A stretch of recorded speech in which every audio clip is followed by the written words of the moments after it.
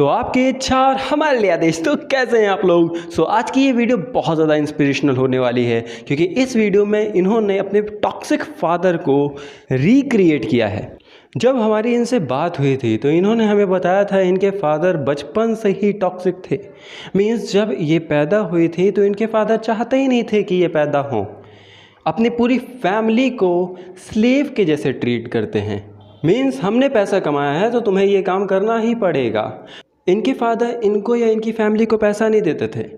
अगर ये कहीं से पैसा कमाने की सोचे भी तो इनके फादर एक ही चीज़ कहते थे कि आप कुछ गलत करके लेके आ रहे हो। हम इसे ज़्यादा रिवील नहीं करते हैं क्योंकि बहुत ज़्यादा टॉक्सिक हो जाएगा। हमने इनको समझाया था कि डिफरेंट रियलिटीज़ होती हैं और हर रियलिटी में आपका और आपके फादर का डिफरेंट वर्जन है। आपकी हर सिचुएशन डिफरेंट है हर रियलिटीज़ में। एक रियलिटी में आप विक्टिम हो, एक रियलिटी में आपके फादर विक्टिम हैं और एक रियलिटी ऐसी भी है जहाँ पे आप दोनों बहुत खुश हो। आपके फैमिली रिलेशनशिप हमेशा से ही बहुत अच्छे हैं। आपके फादर आपसे बहुत प्यार करते हैं, आपकी फैमिली की बहुत कदर करते हैं। ये भी एक रियलिटी है।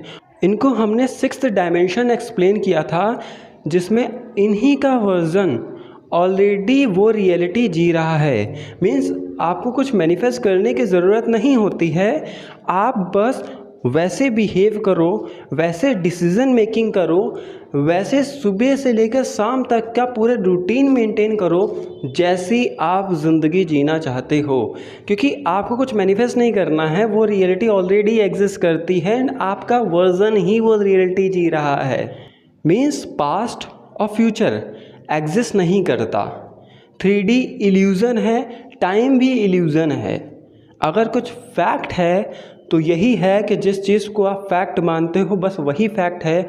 मीन्स आपको चूज़ करने की अथॉरिटी होती है। आप कौन सी रियलिटी को फैक्ट मानते हो और कौन सी रियलिटी को इल्यूज़न मानते हो। आप किसी भी रियलिटी को चूज़ करके वैसी लाइफस्टाइल जी सकते हो एनी टाइम।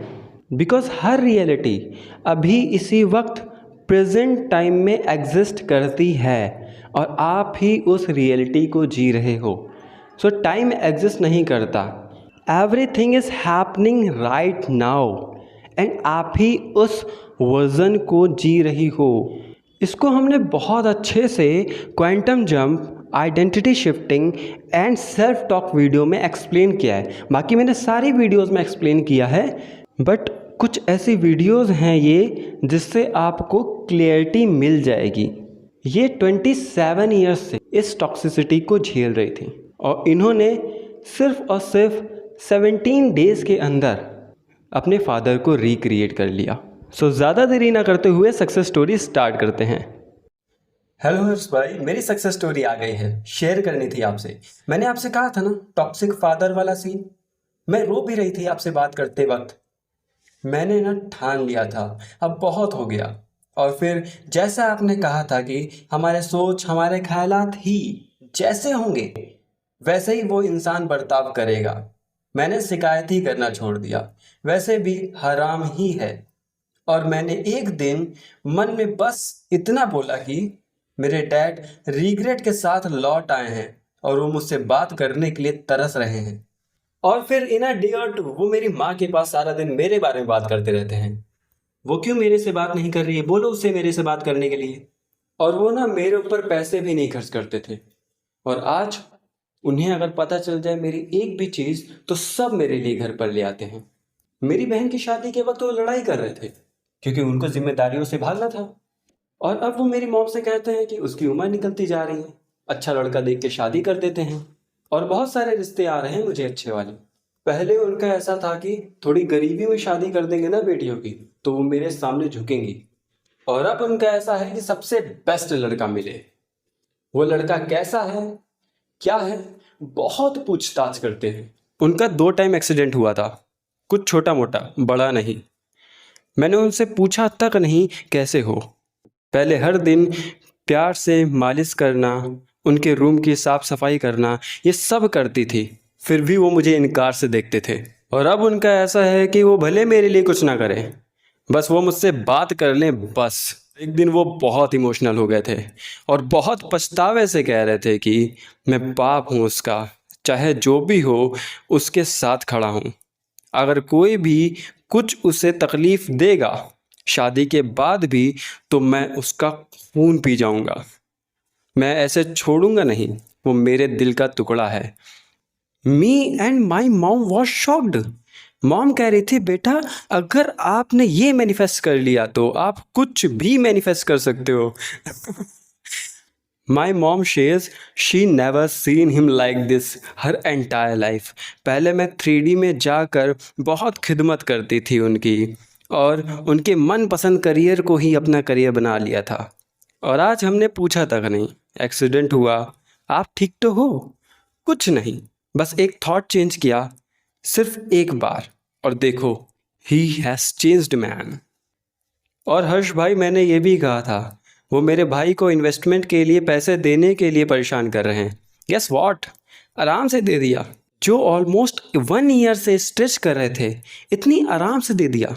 मैं इतनी शॉक हूँ। So thank you for inspiring us. So this was this success story. Manifestation बहुत आसान है, बस आपको कॉन्सेप्ट समझना है एंड देन उसे बस अप्लाई कर दो। सबसे पहला पॉइंट, कॉन्सेप्ट को बहुत ठीक से समझो।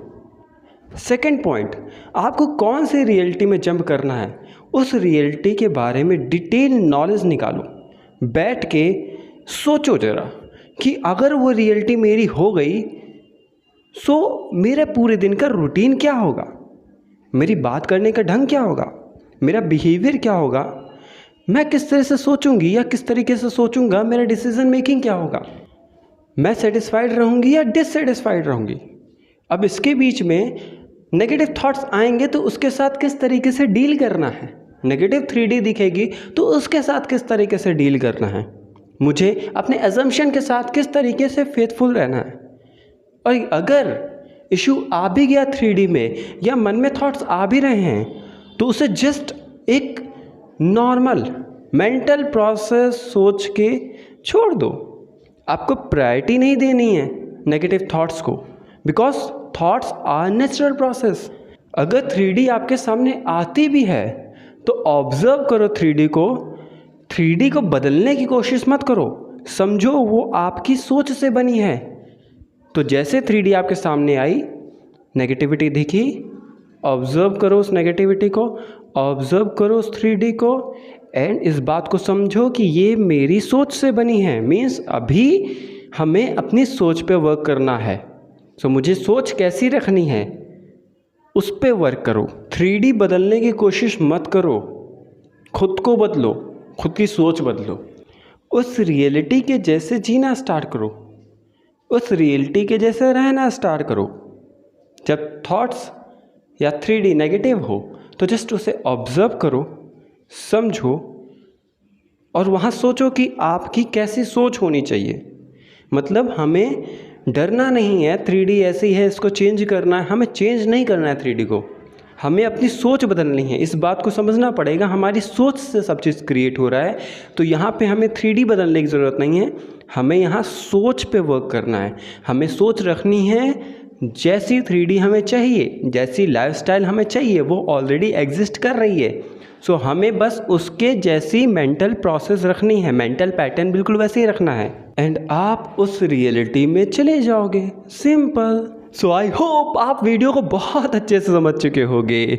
सो थैंक यू मुझे इतना ज़्यादा प्यार देने के लिए। I know you people love me from bottom of your heart. I love you all.